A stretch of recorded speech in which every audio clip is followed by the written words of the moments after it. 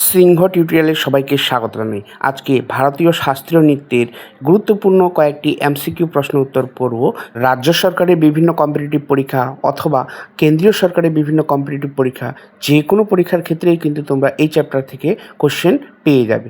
তো ভিডিওটা স্কিপ না করে পুরো ভিডিওটা দেখো। তো প্রথমেই আমরা জেনে নেব যে শাস্ত্রীয় নৃত্যটা কী। তো শাস্ত্রীয় নৃত্য বলতে বোঝায় এমন এক ধরনের নৃত্যশিল্প যা সুনির্দিষ্ট শাস্ত্রীয় নিয়ম, ব্যাকরণ, মুদ্রা, ভঙ্গিমা এবং অলঙ্কার মেনে পরিবেশিত হয়। এটি সাধারণত কোনো দেবদেবী বা পৌরাণিক কাহিনীর উপর ভিত্তি করে রচিত হয় এবং এর ভিত্তি হলো প্রাচীন ভারতীয় নাট্যশাস্ত্র। তো চলো এবার জেনে নেওয়া যাক এই শাস্ত্রীয় নৃত্য কত প্রকার আর কী কী। তো সঙ্গীত নাটক একাডেমি অনুযায়ী ভারতের যে শাস্ত্রীয় নৃত্য এর সংখ্যা হচ্ছে 8টি। তো দেখো এখানে প্রথমেই আছে ভারতনাট্যম, যেটা তামিলনাড়ু রাজ্যে উৎপত্তি হয়েছে। তারপরে আছে কত্থক, যেটা উত্তরপ্রদেশ রাজ্যে উৎপত্তি হয়েছে। তারপর আছে কথাকলি, যেটা কেরালা রাজ্যে উৎপত্তি। তারপর আছে মণিপুরি, যেটা মণিপুর রাজ্যে উৎপত্তি। মোহিনীনাট্যম, এটাও কেরালাতে উৎপত্তি। কুচিপুড়ি, এটা হচ্ছে অন্ধ্রপ্রদেশে উৎপত্তি। উড়িষ্যি নাচটা হচ্ছে উড়িষ্যাতে উৎপত্তি। আর লাস্ট যেটা আছে সত্রিয়া, এটা আসাম রাজ্যে উৎপত্তি হয়েছে। কেরালা রাজ্যে কিন্তু দুটো শাস্ত্রীয় নৃত্য আছে। তো চলো এবার দেখে নেওয়া যাক এখান থেকে কি ধরনের এমসিকিউ প্রশ্ন আসে বিভিন্ন পরীক্ষায়।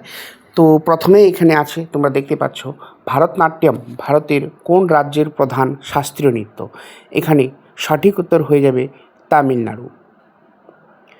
2 নম্বরে আছে, দেখো, মোহিনীনাট্যম নৃত্যটি কোন রাজ্যের সাথে সম্পর্কিত? এখানে সঠিক উত্তর হয়ে যাবে কেরালা। 3 নম্বরে আছে, কুচিপুড়ি নৃত্যটি উৎপত্তি ভারতের কোন রাজ্যে? এখানে সঠিক উত্তর হয়ে যাবে অন্ধ্রপ্রদেশ। ঠিক আছে, আমরা সবাই জানি কুচিপুড়ি। তো 4 নম্বরে আছে, সত্রিয় কোন রাজ্যের শাস্ত্রীয় নৃত্য? এখানে সঠিক উত্তর হয়ে যাবে আসাম। ঠিক আছে, আসামের একটা শাস্ত্রীয় নৃত্য হচ্ছে সত্রিয়। তারপরে আছে 5 নম্বরে, দেখো, কেলুচরণ মহাপাত্র কোন শাস্ত্রীয় নৃত্যের সাথে যুক্ত ছিলেন?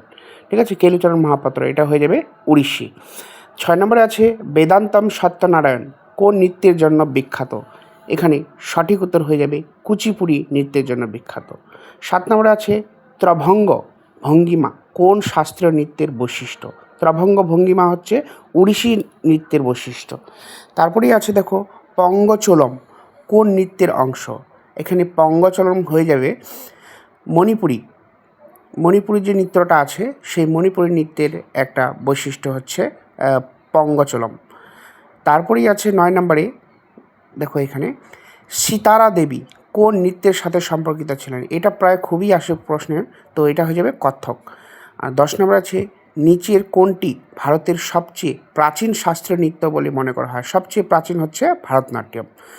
11 নম্বরে আছে, ডান্স অফ এনচেন্ট্রেন্স বা মোহিনী অবতারের সাথে সম্পর্কিত নৃত্য কোনটি? উত্তর হয়ে যাবে মোহিনীনাট্যম।